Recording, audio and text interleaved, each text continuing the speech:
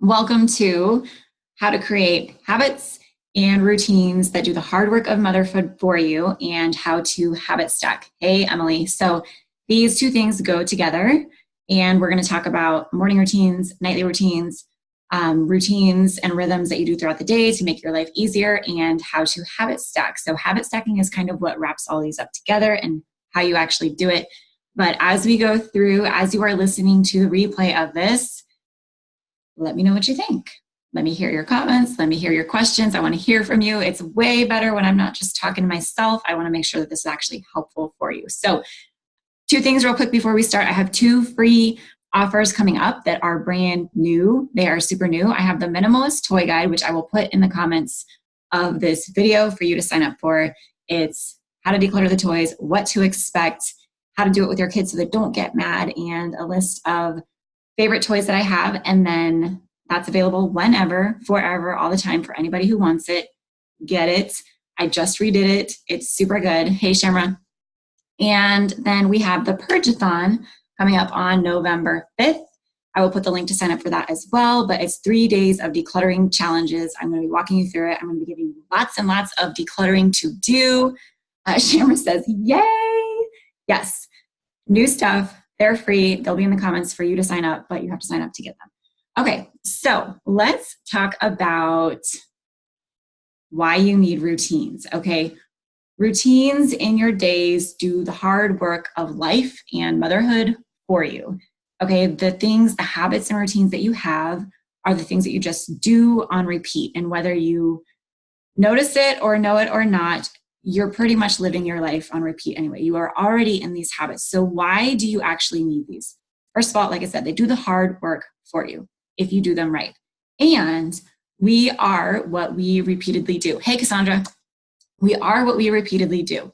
Okay, so if we repeatedly wake up late, eat crappy food, don't exercise, come up with excuses, sit around and complain, talk about how overwhelmed you are all the time, your life is gonna reflect that, okay?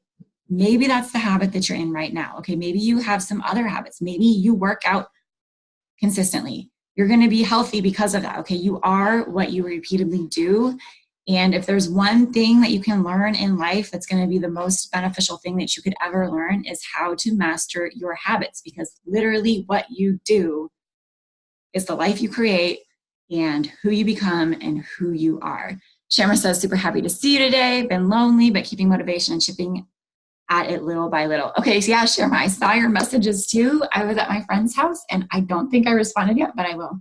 I always respond, just not always right away. Okay, so we are what we repeatedly do. So those are the two reasons you need it.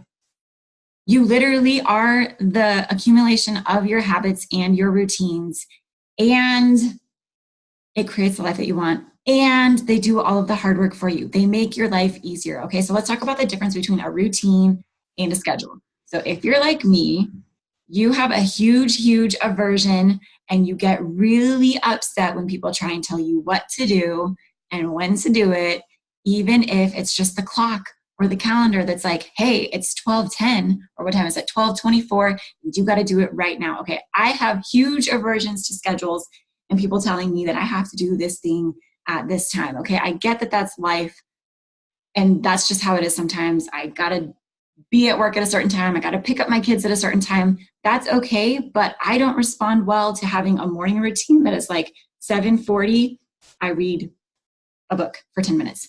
I love being told what to do. At least I think I do. Yeah, and there's a difference between like having it super rigid, and some people like by the clock. Derek loves by the clock. I don't, but that's the difference between a routine and a schedule. A schedule is saying every morning at 7:40, I'm going to read, or every morning at 6:45, I'm going to work out. And I think part of the reason that I really don't like schedules is because they don't work for mom life. I can't guarantee that my kids are going to be happy every day at 6:45, and that's when I'm going to do my workouts, okay? So I want to talk to you guys today about creating routines, because routines work. Routines work all the time because you make them fit into your life, and you know what you're doing, and you know how to do it, and you know when to do it, even if it's not at the same hour and minute every single day. So does that make sense, the difference between routines and rhythms, or routines and schedules? Routines work. Schedules are way too strict and just don't work for mom life most of the time. Okay. So now let's talk about what I mean when I say routines do the hard work for you. I have pretty solid routines. I am in my first year, actually, no, she's one now, of having a baby, my first year of postpartum. I say first year postpartum, everything's off. Okay. Don't be too strict with your routines and your schedules and making sure that you're doing things all the time, because that's not realistic with a baby. It's not even super realistic with Kaylee's age right now. She's just getting out of the 1-year-old stage. But I have things that I do on repeat that make my life easier. So for example, when everybody's done eating, they know the routine that we are in is to take your dishes to the trash, empty out all the trash, the food that you didn't eat, put the dishes in the sink, I rinse them off and clean them.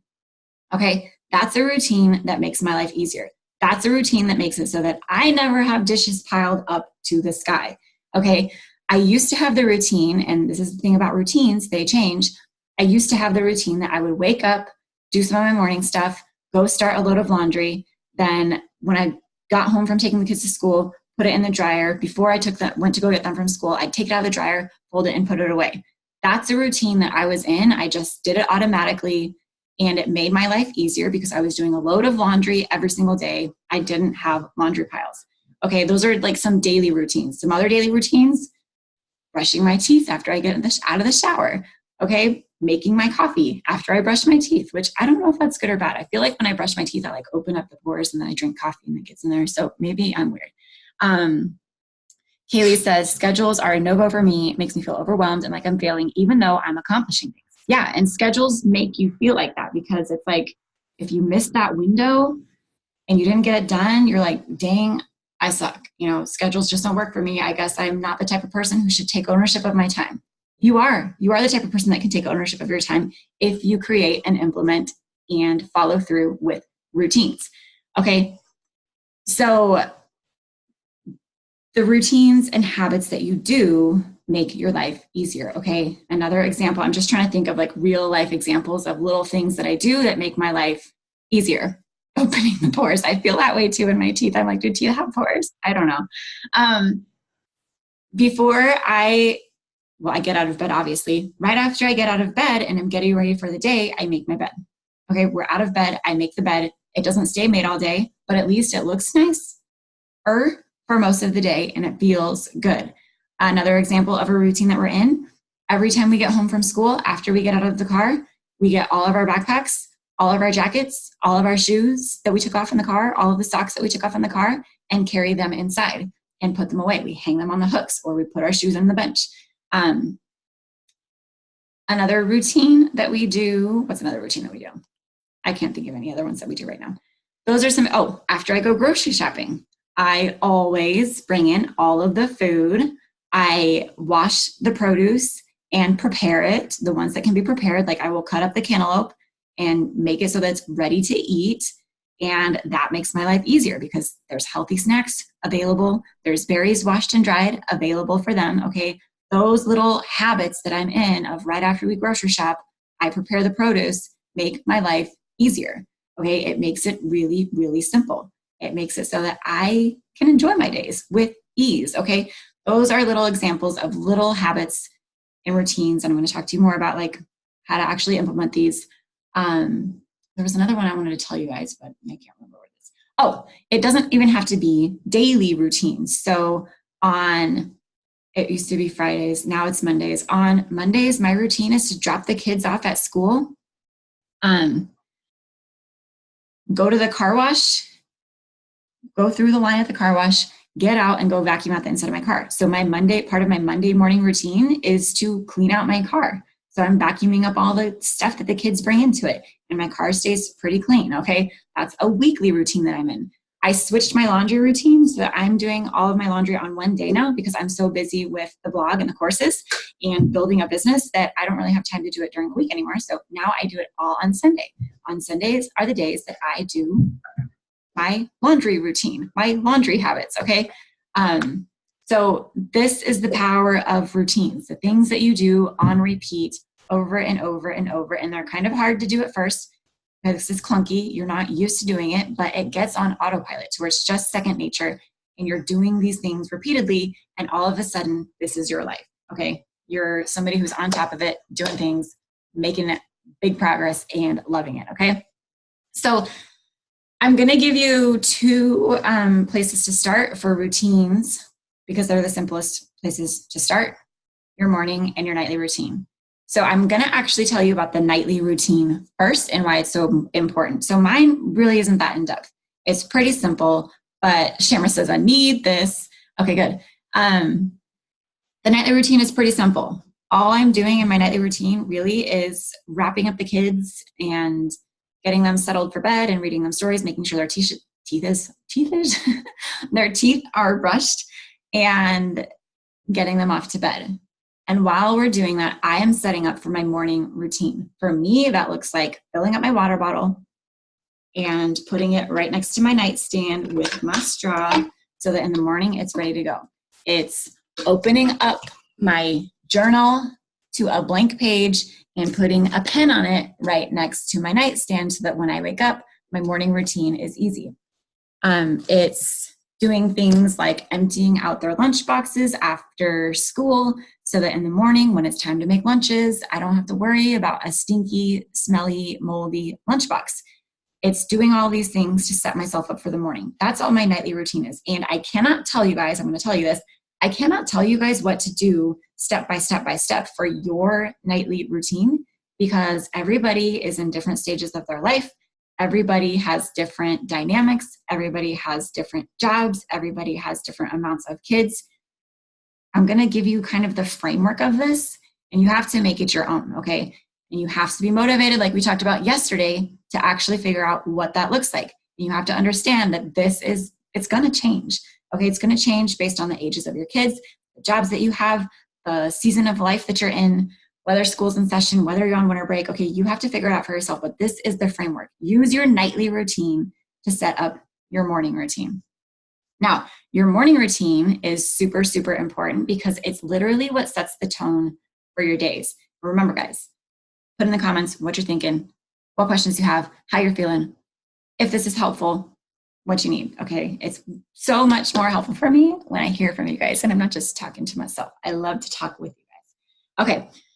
So your morning routine, again, just like your nightly routine, I can't tell you exactly what to do. I can give you framework. I can give you really strong direction to point you in, but you got to go make it your own. So I've been talking about this book called The Miracle Morning. Okay, I've had a lot of seasons where I rock my morning routine and I'm feeling really great about it. But being in my first year of postpartum, it slipped away. Okay, I used to work out every morning. I used to eat a really good breakfast. I used to be up before my kids and it was really easy. And this year has not been happening for me. And I got the Miracle Morning to kind of help me get it back on track. And it's so simple. And I almost feel like an idiot kind of for not knowing this stuff before because it's that simple. But it's a game changer, okay? Your morning routine sets the intention for your day. How you start your day sends a message to the world of how you're going to show up and how the world's going to respond to you. Okay, so this is how I have been waking up the last year.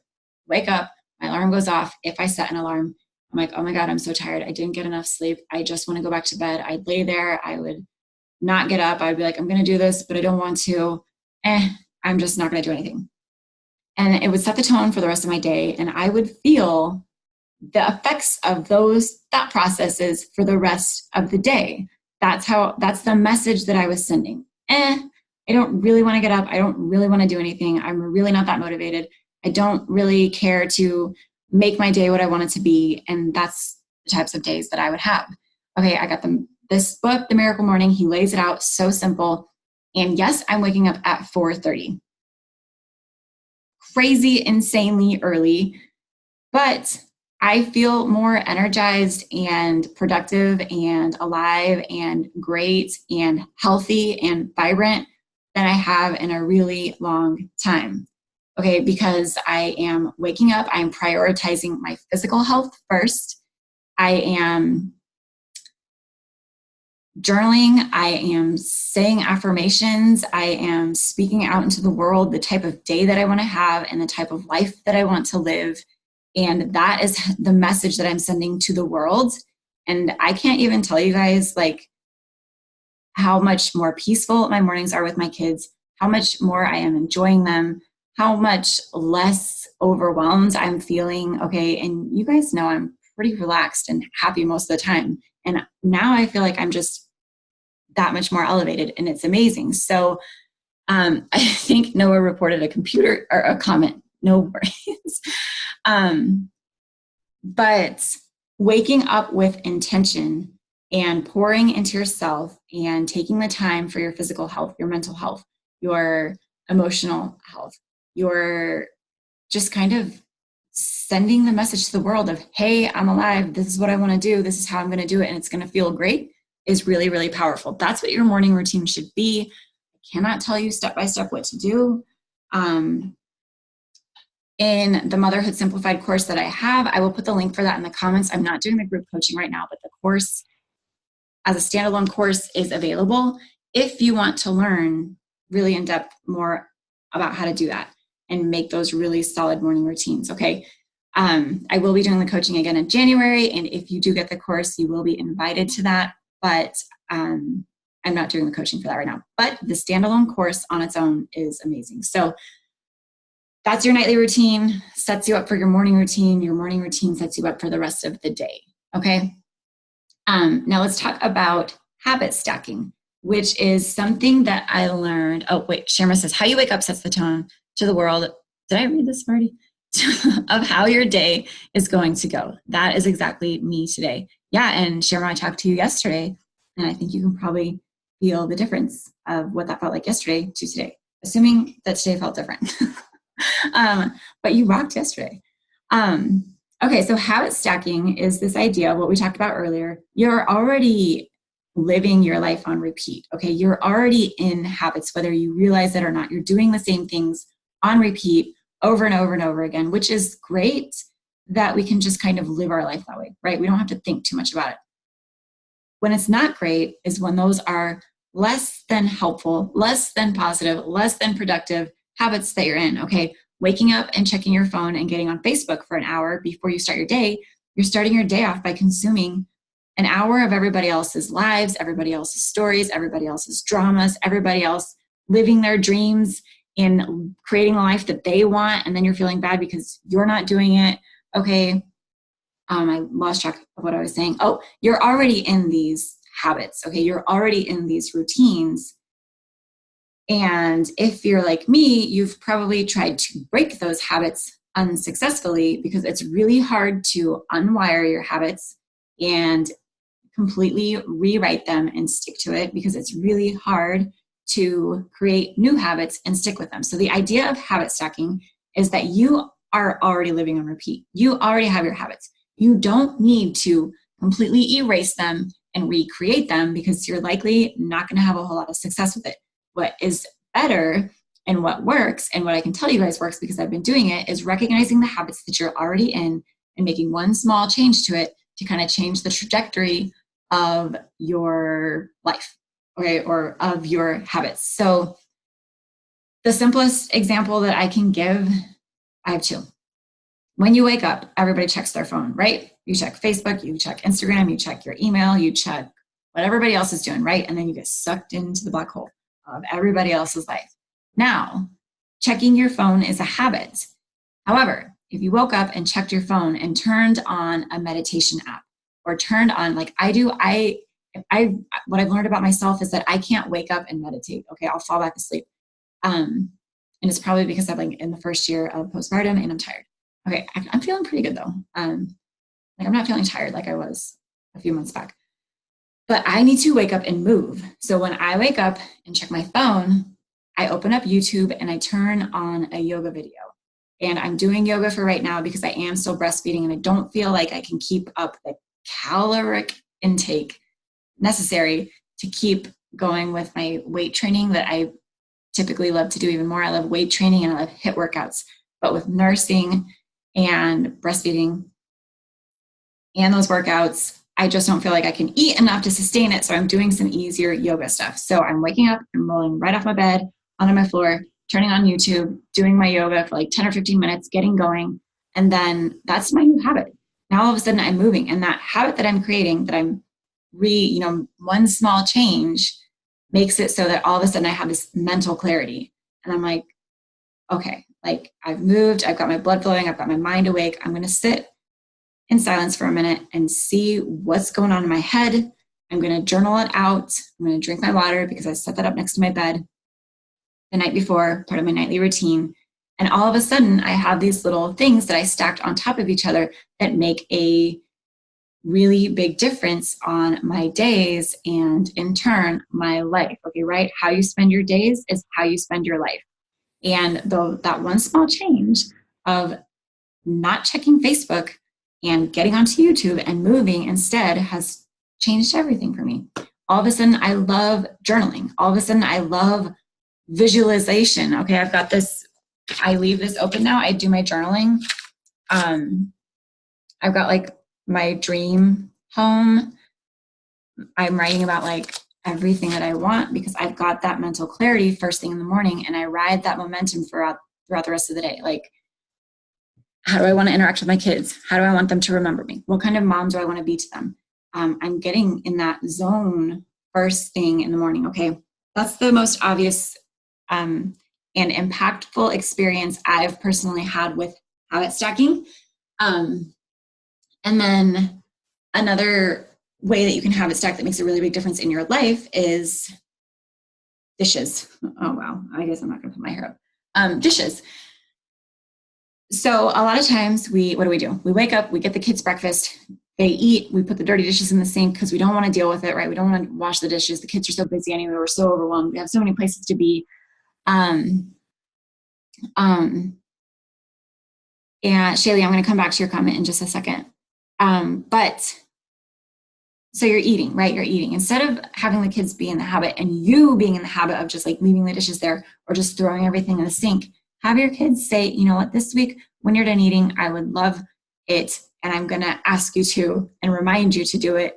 Take your plate over to the trash, throw out the trash and put your sink on the counter. Okay. So that I can wash it. Okay. And make that their new habit. When they're done eating, dump it out, put it on the cabinet. Okay. Or in the sink or whatever it is that you want. Or if your kids are still young, that's your job. When they're done eating, you dump out their food and put it in the sink. You rinse it off and put it in the sink. And the dishes are done. Okay, that's your new tiny little thing that you're doing that makes a really big difference in that rest of your day, because now you're not overwhelmed by the dishes because you're doing a little bit as you go. Does that make sense, guys? Habit stacking is just recognizing the habits that you're in and adding something to it or changing one little part of it to make a really big difference. Shaylee says, I need that. I wake up with anxiety hitting me before my eyes even open. Yeah, then girl, you gotta get a strong morning routine. But also Shaylee, my nightly routine, I do mental work, like thought work before I go to bed too. I like as I'm falling asleep, I'm like, I'm going to wake up and I'm going to be so excited. I'm going to be so energized. I'm going to be like, boom, eyes open, jump out of bed, excited, ready to go. And it helps me just kind of like when I wake up of like, oh yeah, man, I'm really excited to be awake. I'm really excited I get to move my body. I'm going to have like such a productive day, and going to bed thinking those things helps for when I wake up. My daughter tries bossing me with that. No, bring us your dish to the sink, please. Yeah. And as parents, it's just our job to enforce the follow through. Okay. Kids, they're not going to want to do it. My kids do it on repeat now. Like they're in the habit because I enforced it and I followed through with it and I reminded them, and I still remind them, hey, you guys forgot to put your dishes away. Just go put them in the sink, please. Help me out.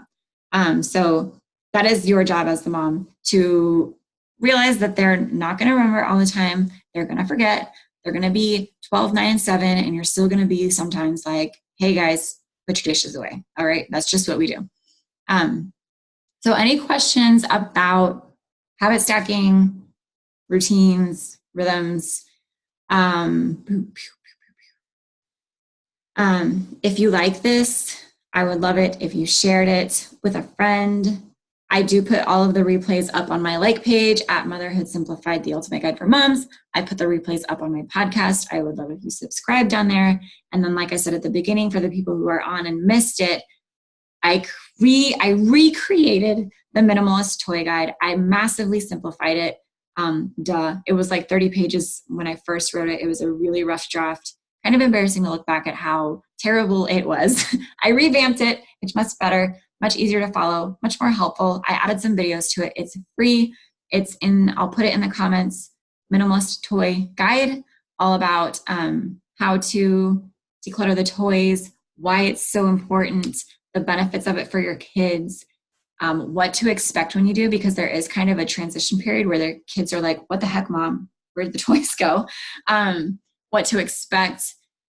And then a list of some favorite classic toys that my kids have had for a decade or more. Our oldest is 12, and some of the toys we have still from when he was tiny, and all of the kids still play with them. So there's that. I'll put it in the comments. And then there is the Purge-a-thon challenge coming up. It's 3 days free. My gift to you of decluttering challenges, I'm going to give you guys kind of a sneak peek of what it is, but there are 10 to 20 minute decluttering projects, 3 days long. I give you 3 options to choose from every day. So I'm going to be like, you can do this, this, or this, so that you have no excuses to not pick where you want to do. Okay. So I didn't want to be like, okay, declutter the makeup bag. And you're like, man, I don't have any makeup. Can't do this today. No, there's 2 other options that you can do. Okay. It's the Purge-a-thon. Like I said, 3 days. I'm a mom, guys. I know that you don't have hours and hours and hours to spend. That's why I broke them down into 10 to 20 minute projects. You can do 1 of them. You can do 2 of them. You can do 3 of them. You do all 3. There's 9 total. I'm not telling you what they are, but I'm giving you the instructions. There's no reason for you not to make serious progress in your decluttering during that challenge that starts on November 5th. Super duper excited for it. And like I said, I love when you guys like the stuff that I give you. I love when you give me feedback. So let me know what you think in the comments. Let me know what would be more helpful, what you want to hear, what you want more of, what you want less of. I love your feedback. And then, of course, just share this with your mom or your grandma or your cat or your dog or your friend, whoever. Share it with somebody who you think could use it. I would really love it. And that's it for today. We'll see you guys tomorrow. And check the comments for the links to sign up for Minimalist Toy Guide and the Purge-a-thon. All right, bye.